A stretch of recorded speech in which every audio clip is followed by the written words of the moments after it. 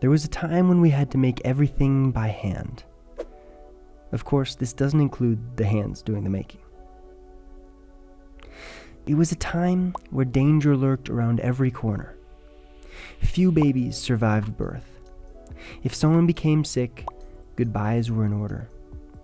Today, we live in an extraordinary time, a time of abundance, where more people die because they have too much rather than too little. What led us here?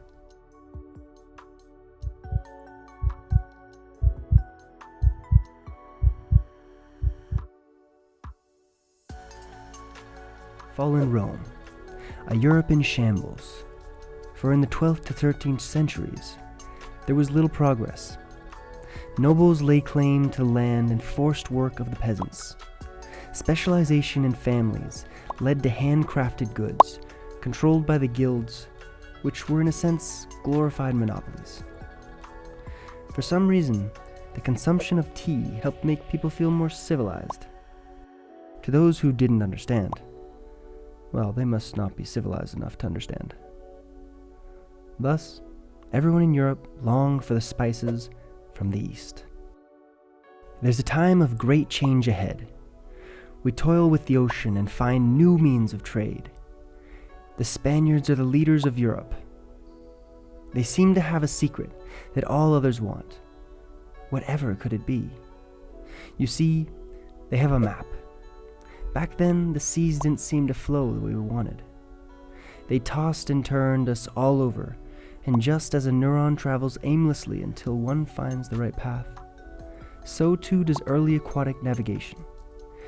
It is as if we're trying one route and then the next, and eventually, after many lost ships and failed maps, the visionary gets it. Some say it all comes down to how much tea he drank. Now, the most important information of the time?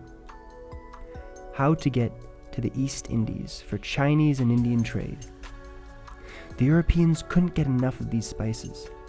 The problem was that they were trading through Egypt, and after so many middlemen, they cost a fortune.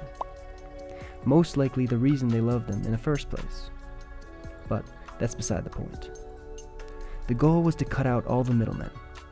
This led Columbus to discover a route to the Americas where he thought he was very close to Asia. Not a guy who you'd want at your doorstep. In the end, the Spanish had a serious advantage, for they had discovered some other routes, intellectual property that gave them an enormous advantage: the African trade routes. Information that no one could steal. And then the Dutch stole it. They also decided to build smaller and more efficient boats called vloot. Well, it means fly ship. It made the trips cost even less, while being able to carry more, racking in some serious dough. That is, money for those unfamiliar with baking. They even decided to start a new type of company that would be funded in a revolutionary way. How, you may ask? Well, it would be partly owned by many, establishing itself as the first jointly owned company with stocks. It became one of the most successful ventures up to that point. Well, besides civilizations themselves. They would trade gold and silver and slaves for spices. How was it that Europe, after centuries of being behind the scenes, all of a sudden was becoming a serious contender? We live in an information-dominated time, but before 1480, information was a scarce resource. Just as a mouse who's experienced more situations has more information and can handle himself better in new situations, so too does a human do this. Though, miraculously, we primate descendants can utilize the knowledge of our fellow humans. It all started because we began making sounds, albeit probably arising out of less than holy desires. We learned to pass down and spread our knowledge orally, pushing us to want to preserve and document it by creating and writing symbols. Though, if someone wanted a book, it had to be hand-copied, a very tedious task. The Chinese solved this problem with molded symbols and ink to be pressed on paper. It wasn't very successful though, due to the wear of the clay symbols and the enormous amount of Chinese characters. Then, as ideas spread over water and land, a man named Gutenberg perfected the device and used metal letters instead of clay ones. It was the printing press. It revolutionized the modern world as much as the internet has today. Because of the smaller alphabet of European languages, books could be duplicated, and the diffusion of knowledge led to even more scientific breakthroughs. Innovation grew exponentially. Europe's technical superiority over the rest of the world was becoming overwhelming. One of those innovations was first researched in Greece, and now with the rediscovery of their research in air, some people got excited. The Europeans created a new kind of pump, and then added pistons, and it soon became one of the most important inventions of history. The steam engine. Transportation of goods and ideas spread like wildfire. Armed with this seemingly infinite provider of work, infrastructure rose and innovations were around every corner.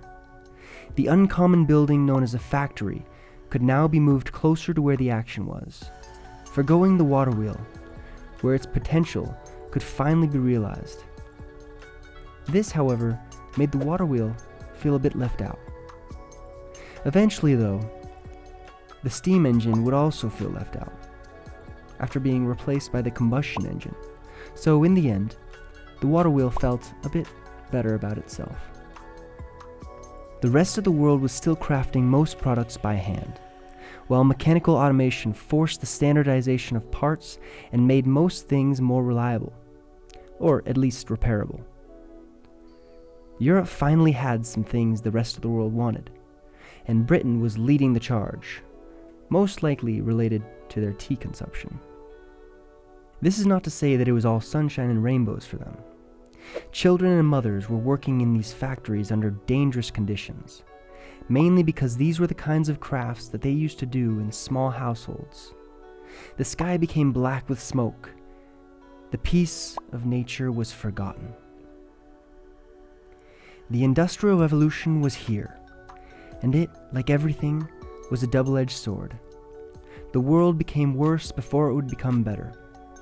Eventually, the unions enabled working conditions to get better.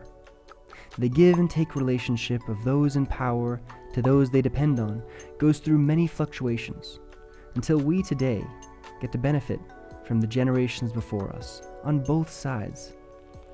We now have medicine that allows us to live longer and healthier than ever before. We enjoy luxuries not dreamed of by the wealthiest kings of the past. We have the ability to entertain ourselves numb or learn any subject we choose. We're protected from many of the dangers that have plagued humanity since the very beginning. The future holds an exciting yet scary story for all of us. If we learn from our past and create a future that's inspiring and humane, we just might be able to walk through a forest with our children and show them the beauty of a natural and technologic world in harmony, presenting the beauty of our universe in its entirety. It's your turn to dream. How will we take advantage of our natural inclination to innovate and explore, and use it to make the world a better place for all? Comment down below, and as always, keep our curiosity alive.